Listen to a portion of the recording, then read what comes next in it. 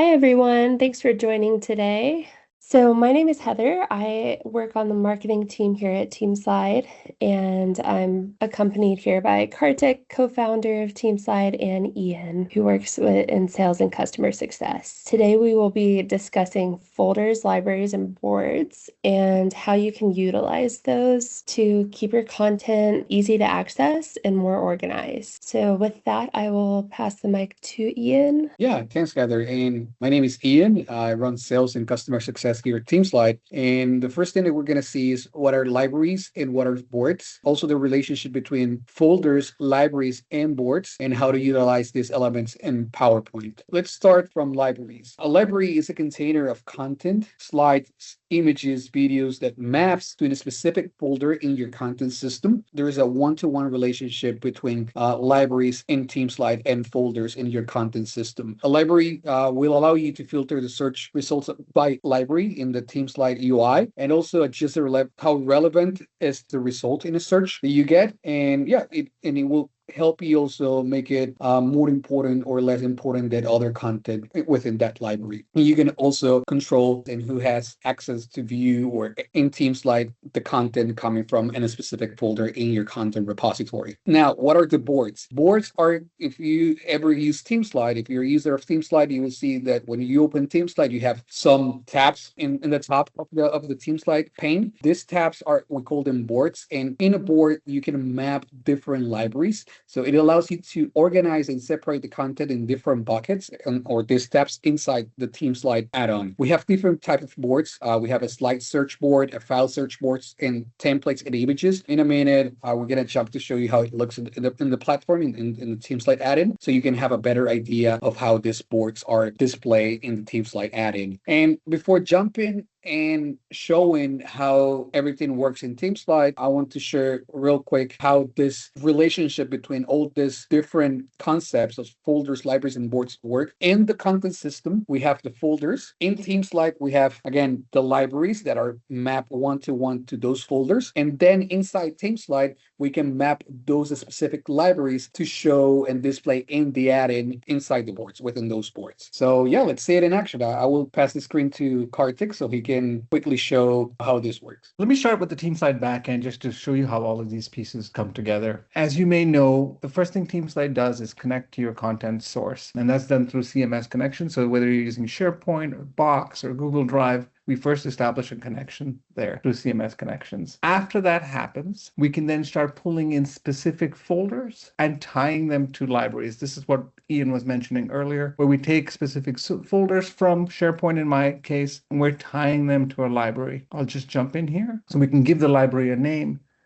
We can tell it which source, which SharePoint site or Box drive you want to connect to, and then the specific folder you want to pull in. And then we decide what content gets pulled in. Is it just PowerPoint files? Are images included too? And we can set up permissions. Who can see the library, who's not allowed to see it. So all of that ties your content system to TeamSlide. And as you update the folders or the content in the folders in your content system, they automatically flow into the libraries in TeamSlide. And that's where the relationship is. So again, the library is a container that syncs with the folder in SharePoint. It allows you to set permissions and it houses that content. Once you have your libraries established, and an average firm might have 3 to 5 libraries, some have more, you then want to decide how to display that to users. In the early days, TeamSlide only had one interface. Everything was like a single Google search. You would come in and you would type in what you were looking for, and you found the slides regardless of what library they belong to. But we have since built boards, which essentially takes your libraries and allows you to split them up into different tabs in TeamSlide. So you can see here I have a few boards set up. I have an all board, which just connects all my libraries.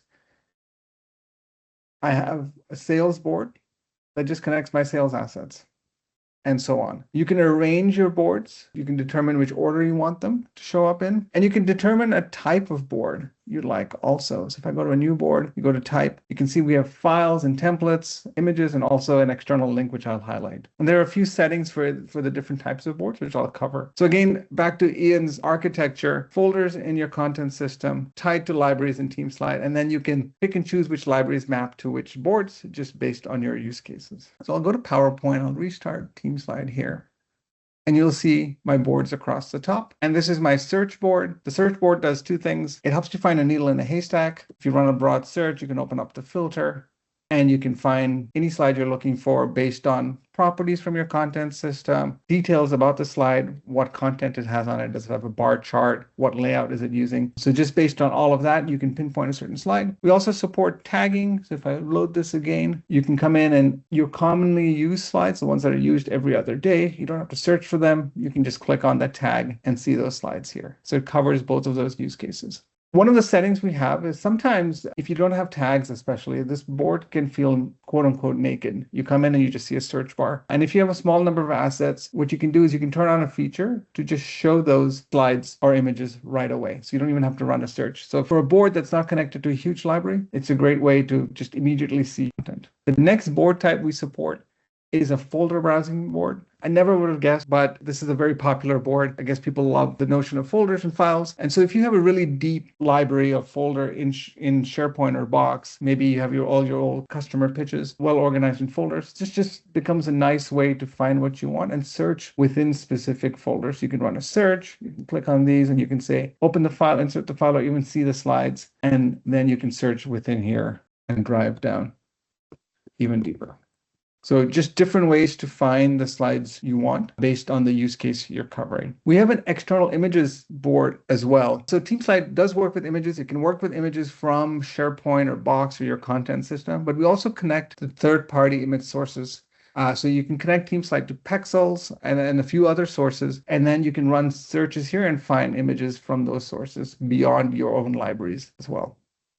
And then we have a templates board. The templates board is meant for your blank slides. If you empower your teams to build their own content, but you want to give them a common vocabulary, you can lay out your templates here so people can find them and they start working off the same basis and they're not reinventing agendas or timeline slides. They can come in and use your approved set of assets that are on brand and aligned with the way you communicate. So that covers the most popular boards. I'll switch back to the back end where you configure, and I'll just show you one more board, which is an external link.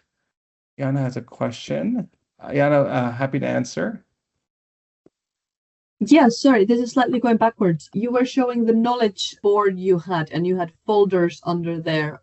So what I currently get is the client and year, which is something that we have as kind of in the SharePoint folder. Where have you created these folders? Have you created these on the TeamSlide, basically the back end, or somewhere else? Or have these materials been foldered in the SharePoint folders into these things? The latter. They're coming directly from SharePoint. So in SharePoint, I have a knowledge folder, and within that folder, I have these subfolders. So when I point TeamSlide to knowledge and I tell it to use the files and folders board, it automatically pulls in the folders and has this interface. Okay, cool. Thank you. So you don't have to reinvent this. This is just allowing you to focus on the most important parts of SharePoint and removes that noise for you. Perfect. Thank you. No problem. Just going back to the last board type, which is an external link. So if you want to point people to a certain SharePoint site or other content you have on your website, you can create an external link. I'll put it first in the display position and I'll call it link to site, link site, and I hit save.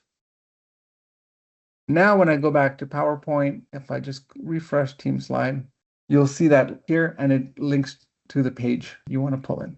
Again, it's just a link here. Just a nice way to point people to other content sources within your organization so they can find what they're looking for. I know I covered a lot in a short amount of time. I'm happy to answer more questions.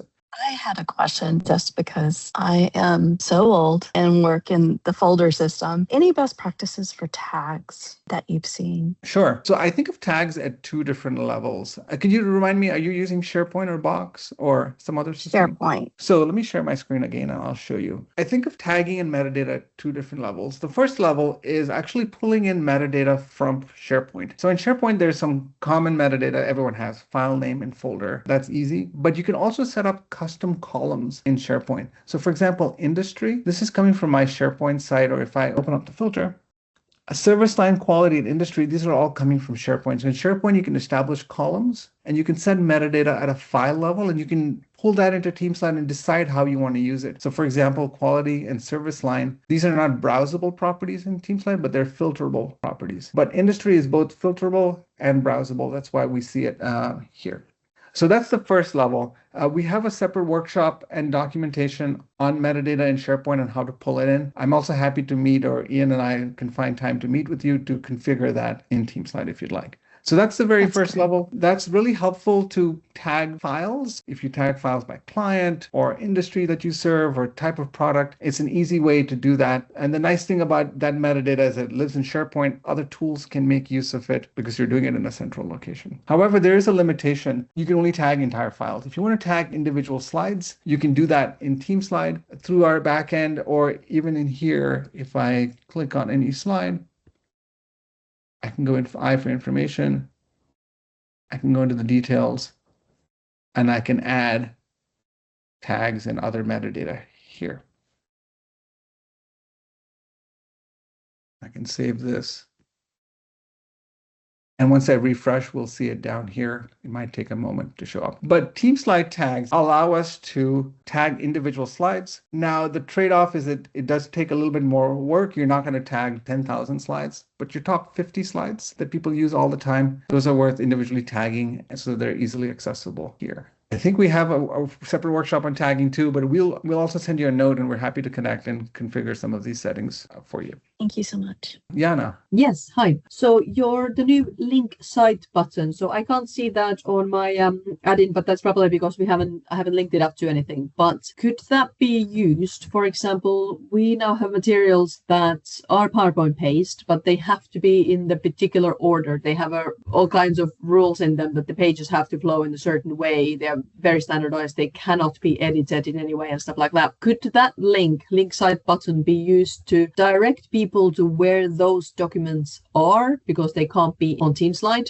We can't put them into the TeamSlide libraries. They have to live in a separate SharePoint folder. Could that link be used to take them there, even though they can't edit? But they could at least be in the deck and then go in there and pull the entire 7-slide presentation into their full deck or something. Sure. So that link can be used to link to anything, including what you just talked about, which I think is a great use case for it. And then you don't see it just because you haven't created it on the back end. Okay. So on the back end here, you can add a board and you can choose external link, and you can give it a name and point it to the URL. So that's fairly easy to set up. That said, this other content that you have, if it's PowerPoint files or videos or images, you can create a new library and a new board and pull them in. And if it's a files board, you can make the default action to actually open the file or insert the file. So we can change the default action for you, so when they click on the file, that it inserts all the slides for them or opens up the entire deck for them.